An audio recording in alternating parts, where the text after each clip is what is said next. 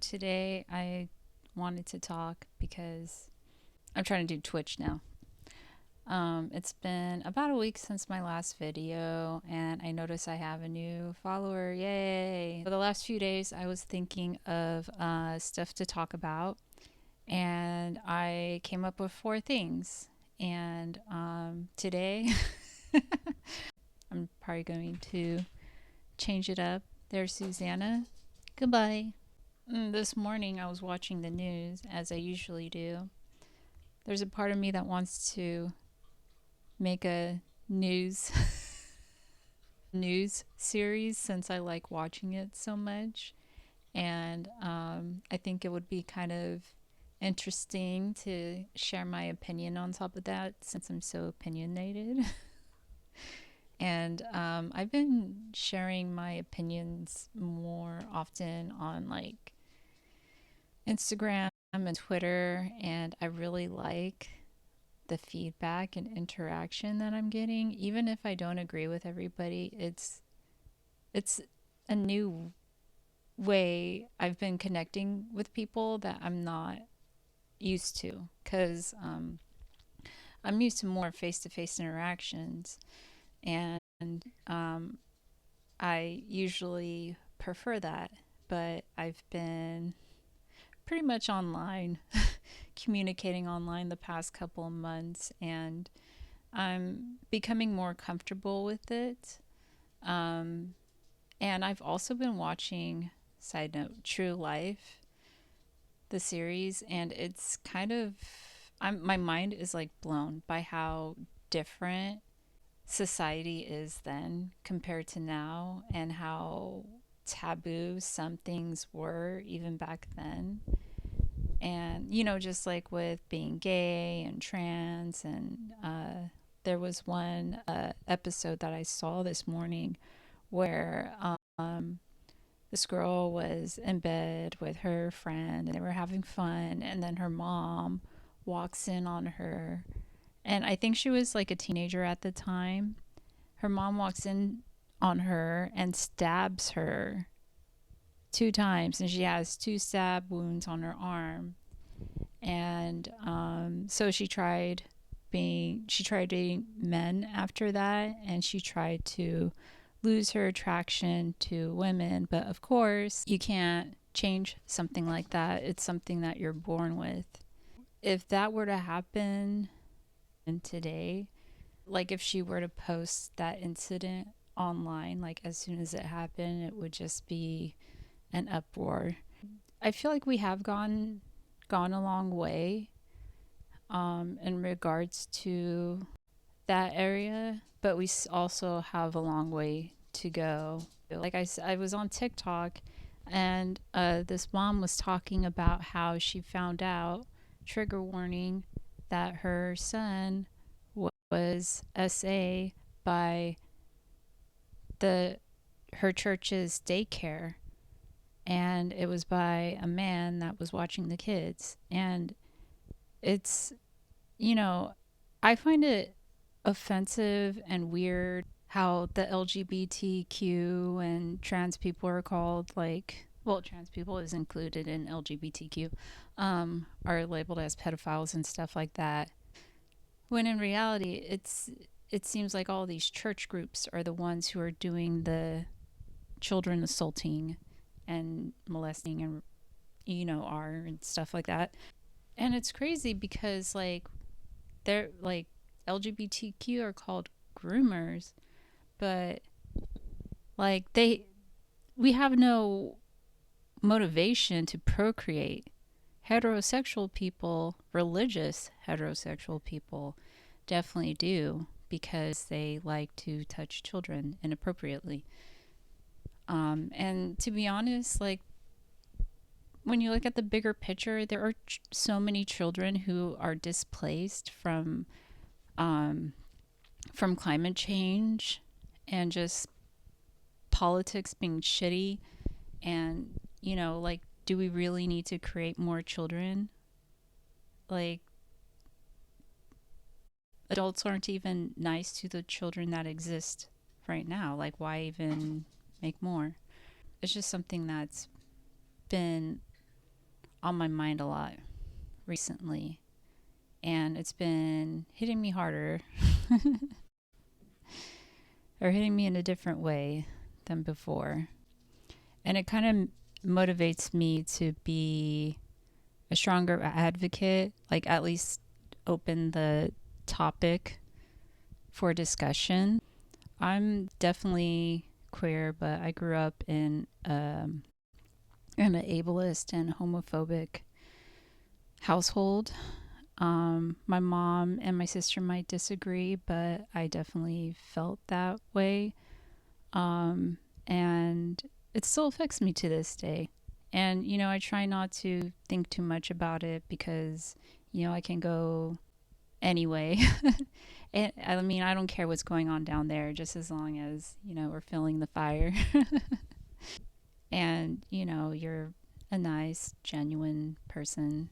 But I never felt like I could be like myself. I'm gender fluid, but lately I've been identifying as female because femicide. And I feel like women need backup, including trans women. And when I talk about women, I'm always talking about trans women too. I know I don't mention that, but all the time, and I forget. And sometimes it might come off like whatever, but yeah, whenever I'm talking about women, I'm also talking about trans women. Um, so it's just been, kind of hard, or it was hard for me growing up because I felt like I couldn't be my true self and I had to be careful of who I dated. And I did try to like date a girl, and she was really cute and I liked her and stuff, but she also like tried to change for me, and that turned me off, and I didn't know how to tell her. And I felt bad cuz and awkward cuz I was a teenage we were both teenage girls, and we were still trying to figure things out, and it seemed like she came from like a more it's to me it seemed more welcoming household because she was able to dress more masculine and stuff, and her and not get yelled at for it, or maybe she did. I mean, I was given a hard time whenever I would dress like a boy, and so there was like I don't know, I went through like a weird phase where I thought I could be like my my dad's son or something, just because I felt like I was taking on the role of a big brother sometimes, especially when it came to like protecting my sister. And I'm not always good at protecting her. She does her own thing and I can't control her. And, I'm kind of rebellious too. So, I kind of get it. I just, let her do her own thing. And, I also respect her boundary too. Like if she tells me to fuck off, I'm going to fuck off. And, I think reg- despite what happens between us and how much tension my parents put between us, I feel like me and her kind of get to get each other in some ways. Like I don't know. I don't know. I, anyways, let's move on. I don't want to talk about my past and stuff like that. It's just crazy how different times have changed and how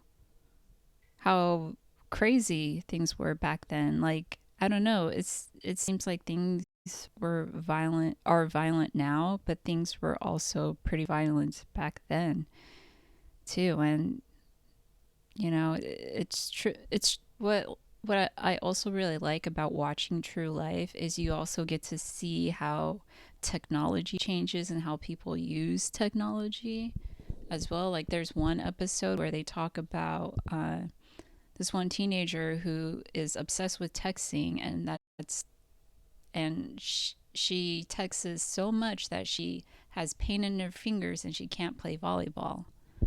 And you know, I feel like if someone were to say that now, that would just be unheard of. That wouldn't even exist. Like how is that even possible?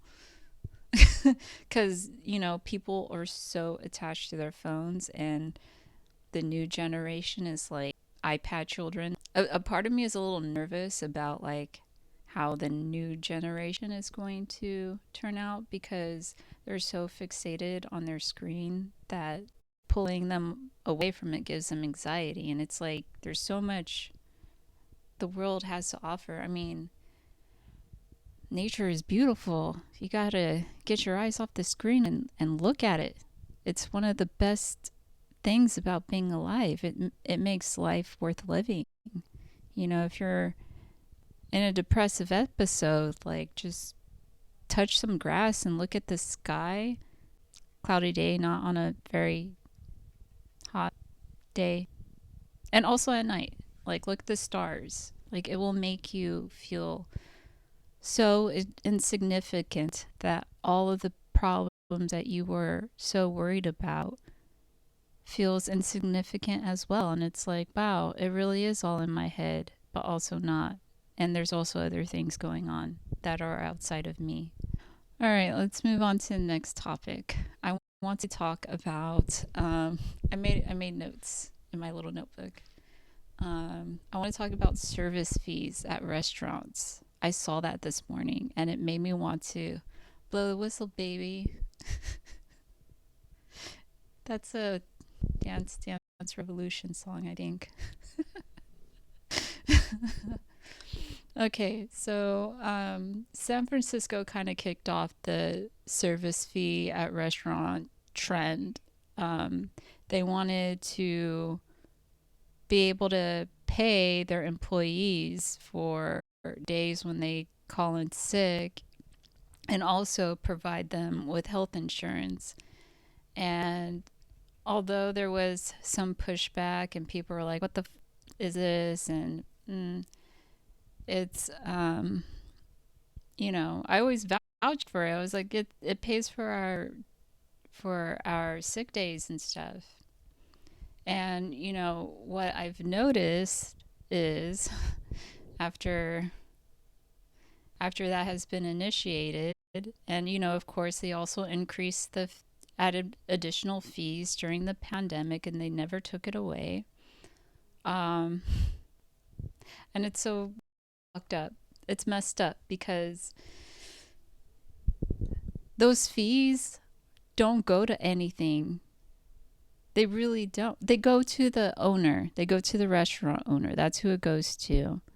But real story, as a person who has worked in the industry for a long time and worked in multiple restaurants, so I can attest to this because it's not just one restaurant that's doing it. It's a lot of restaurants, and I've experienced this firsthand. This is a trend that's going on among all restaurants. And that's so what they would do is they will charge the patrons extra, you know, hype us up, tell us that it's for our sick day, and we're like, yay, we can call in sick if we're not feeling well, and it won't be a big deal. No, no, no, no. It is a big deal. You know why? Because if you call in sick, oh, your hours suddenly get cut. And also, if they are done with you or just don't want to, for whatever reason, if they just want to let you go because maybe they feel like they can handle the load without you, I don't know. They can always they always they either bring up some customer service complaint that they forgave you for or just ignored because like people act out of pocket all the time, and you wonder why they still have the job, and it's like because the manager gives them the free pass. And restaurant owners use customer complaints to their advantage when they want to let go of an employee. They say, oh, they're not up to par, they're not doing this, they're not doing that. And in reality, like in my last restaurant job, they made up a customer complaint and I called them out on it. I was like, what are you guys talking about? This has never happened. And they're like, they tried to gaslight me. And I'm like, dude, what the fuck? And that happens. It happens a lot in restaurants. Like, you need to know a little bit of psychology in restaurant work. And gaslighting is a common thing that happens, you know? And lying happens all the time, too. And it's just toxic. And people normalize it. And I'm sick of it. But, yeah, and I just feel like it's bullshit. Like they shouldn't be charging customers a health fee or a COVID fee if they're going to discourage employees from like using their sick days and not pay them for their 6 days or retaliates against them and then make up some bull customer complaint shit or make a big deal out of a tiny little thing. And it's like an honest mistake. It's nothing like gross negligence, like um, not giving back a customer their credit card or getting engaging in a loud argumentative fight with them, or what are some other things that I've seen? Um, yeah, it's complete bullshit. It's like the restaurant owners are just as exploitative or want to be as exploitative as like the billionaires and other corporations. They see an opportunity to make a little bit of extra money and they take advantage of it. They exploit it. And it's irritating. It just makes me mad because it's just going to the restaurant owner and no one's really benefiting from that. It's a bullshit charge. Like they fire people if you call in sick. They're not supposed to do that. And of course you're supposed to make a complaint or sue them if you can. But sometimes like when you're stressed about money and you lose your job and you're sick, like you're just thinking about finding where am I going to find my next paycheck? And they keep you in terrible position so that they can continue to exploit you. Or, and when because it's easy to exploit people when they're in a desperate position. And it's just irritating and not fair. It's really not fair. And I feel like the only way you can customers can protest against those extra unnecessary service fees is by telling the owner that you don't like it and then not dining there until they change it. I feel like that's the only leverage patrons have over this thing. That's how you can encourage the restaurants to backtrack on that. And you know what? Maybe they'll be open to doing that because I don't think people are really going out to restaurants anymore. And people aren't drinking alcohol like they used to anymore. So I don't know. It has to be like a collective effort for it to work. Okay. Next topic, I want to give a shout out to the Alabama Riverboat Brawl.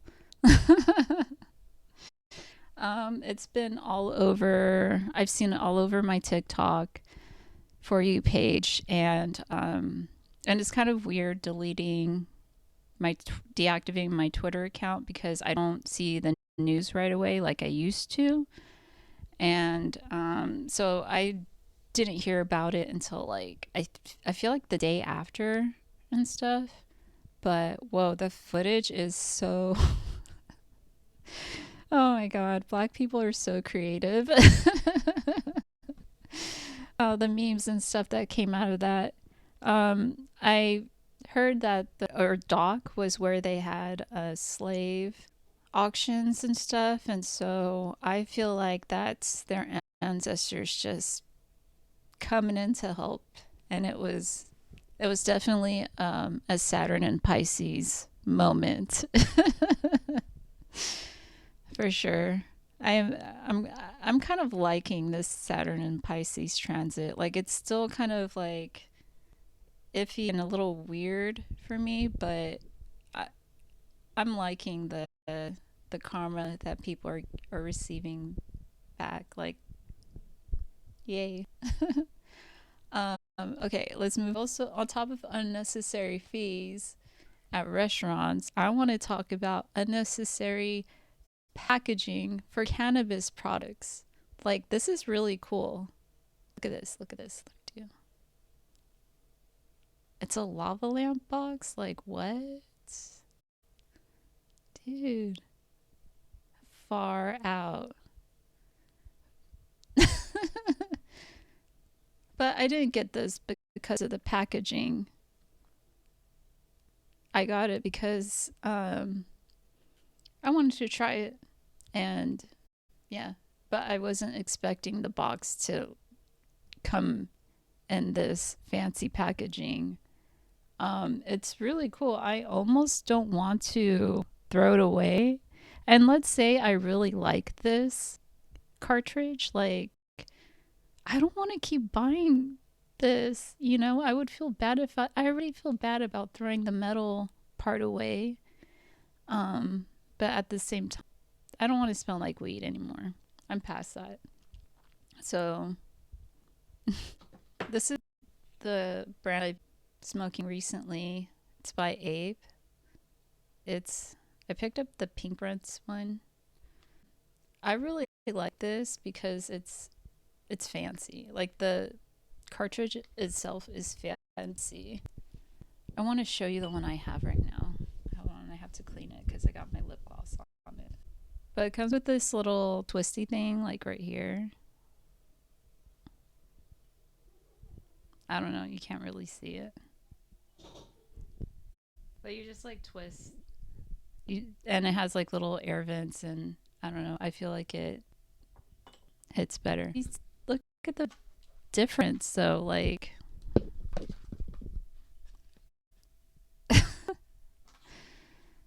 I don't know. I would totally be okay with cartridges just coming in the little plastic container, and that's it. I don't need all the extra packaging and stuff, but that's where we are. And that's also another thing that kind of irritates me about cannabis is some of that stuff is like way overpriced, and you're mostly paying for packaging and the brand. And it's like, okay, this isn't a designer bag. This is just an herb. And yeah, there are some strains that are stronger than other and tastier than others, but I mean, like this is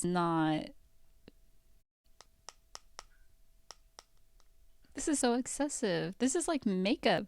It's it's worse than makeup because makeup you can keep for like years if you're really into it. Yeah, what are we gonna do about making cannabis cartridges more environmentally friendly and less destructive? Because climate change, I don't know, there's got to be a way to make all the parts like recyclable in some ways. Like, isn't there like a way for recycle this part and then they can I just wish cannabis products came in more sustainable packaging, and some of the brands will just humble themselves and not go overboard with the price because, like, come on. The tax on it is already insane, and it's just, I don't know, unnecessary markup.